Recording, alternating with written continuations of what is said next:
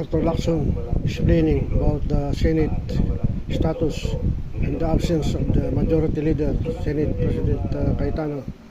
Only minority members are present in the Senate today, 3 June 2026, Wednesday.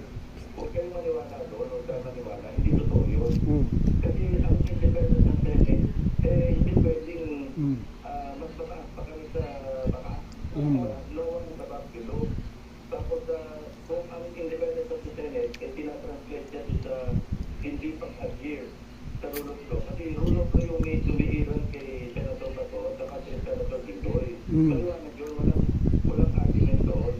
Ang umiiran na rule of law.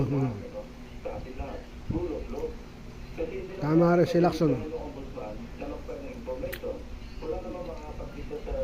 Ngayon ay June 3, 2026, Wednesday, alas 2 ng hapon. Nanonood ng TV Patrol, DCMM News ngayong hapon.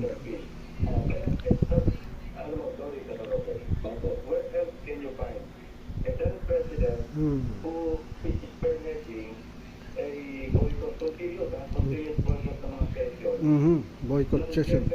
Ito si Cayetano, hindi anak ni Panyero to.